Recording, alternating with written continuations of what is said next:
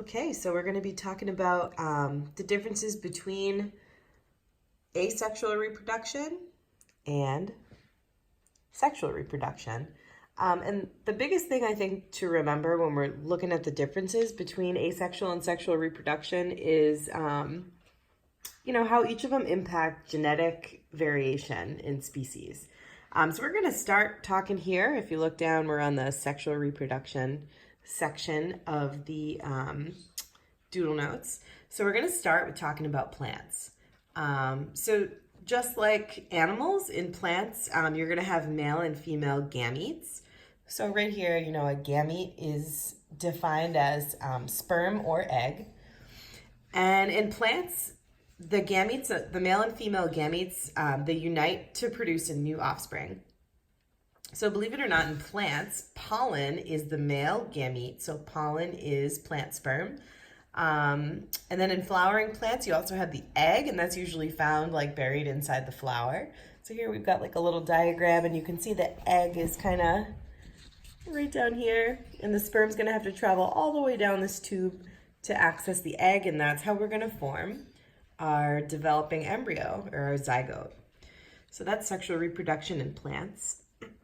And here we have, a different type of sexual reproduction in animals. So animals also have gametes, and again, gametes are sperm or egg. And the gametes, and this is true of actually both plant and animals, but gametes are going to have half the normal number of chromosomes. So your chromosomes are just like your genes. And in humans, and this is important to remember, humans are going to have 46 total chromosomes.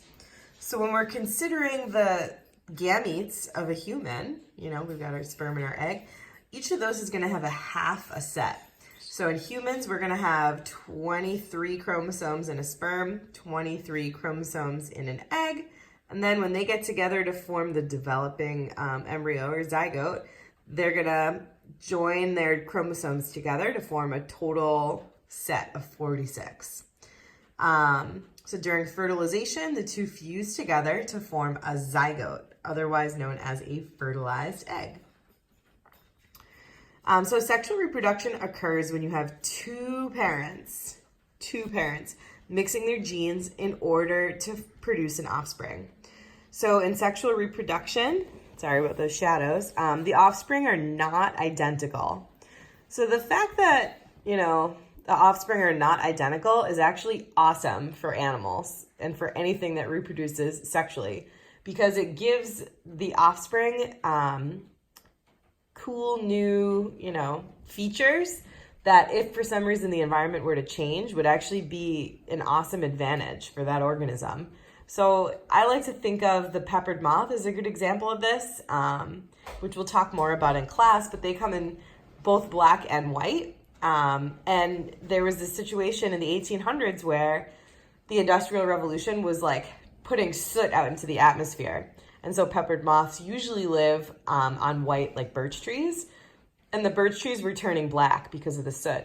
And so over time, the black peppered moths became the ones that survived. And so they started to make up the majority of the population and took over where the white ones used to take over the population. So having different variations for an organism is helpful when the environment could potentially change in the future. It's the fuel for evolution.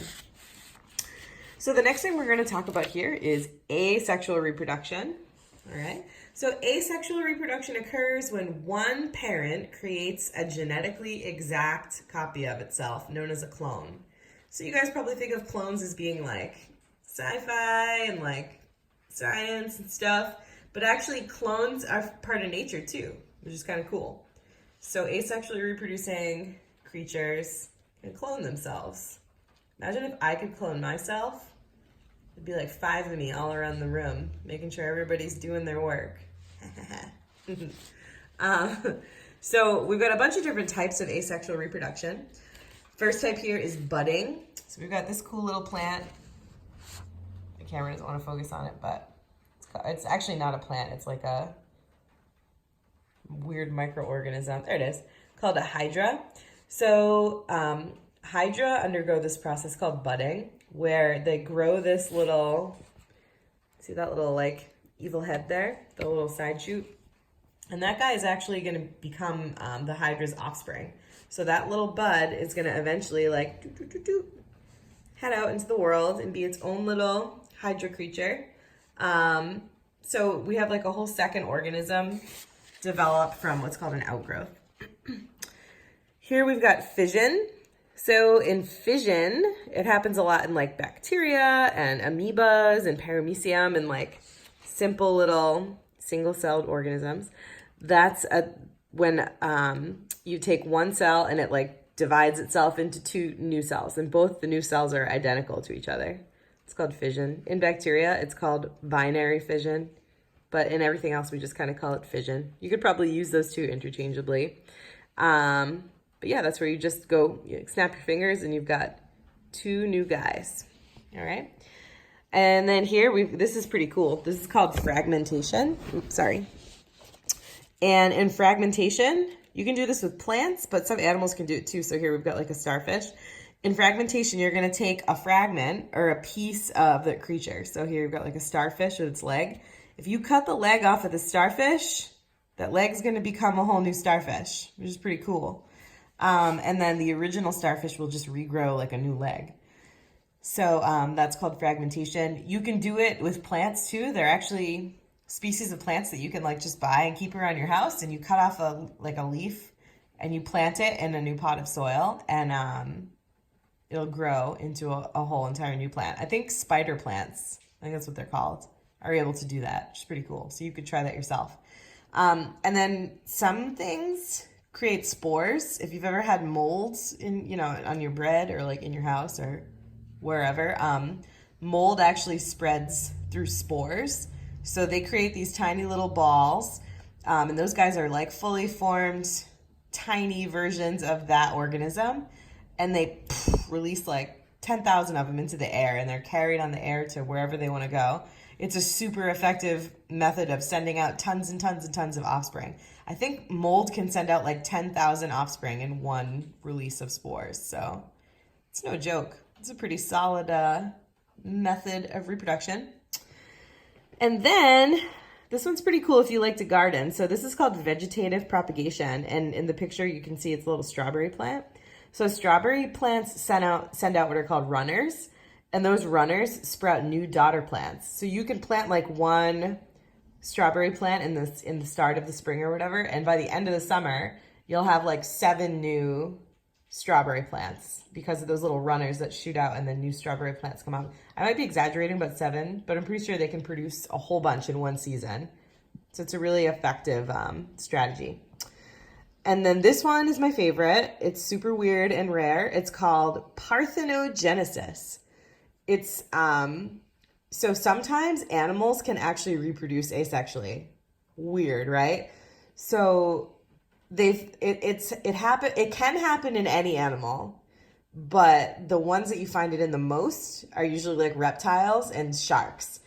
So I know for a fact that they have seen lots of different examples of sharks in captivity undergoing parthenogenesis and randomly creating a new offspring, even though they weren't exposed to a mate. So that's pretty neat. Copperhead vipers are also able to do this, so they are pretty cool. So anyway, let's talk about, some of the advantages and why isn't this focusing? There it goes. So advantages of asexual reproduction over sexual reproduction. So what are the advantages for asexual reproduction? You only need one parent.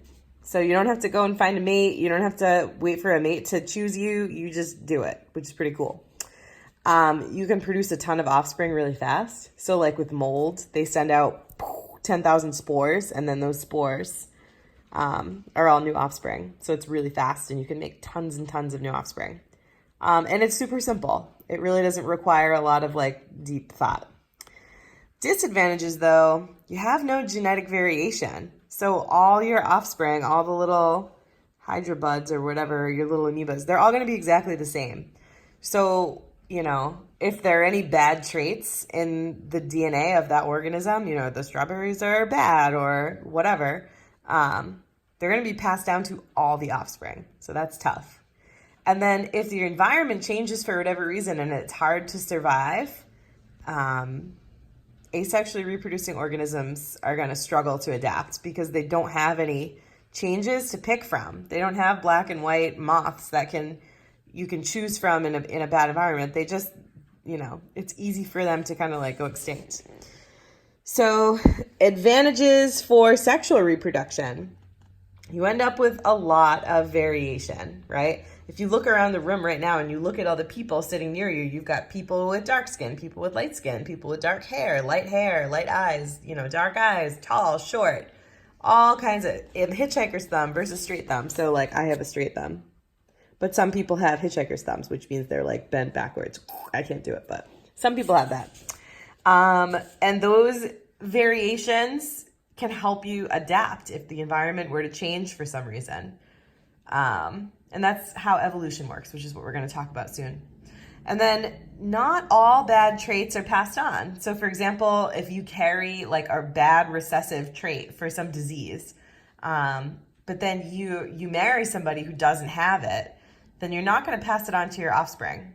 And that's good. You don't want to pass on all your bad traits. But the disadvantages of sexual reproduction, it requires courtship, which is challenging for a lot of species. Like in horses, stallions have to fight each other to take charge of a band of mares, and it can be dangerous and they can die. And like in humpback whales, they have to swim. So the female is like, oh, hey boys, and she swims away, and then all the humpback whale males around swim after her.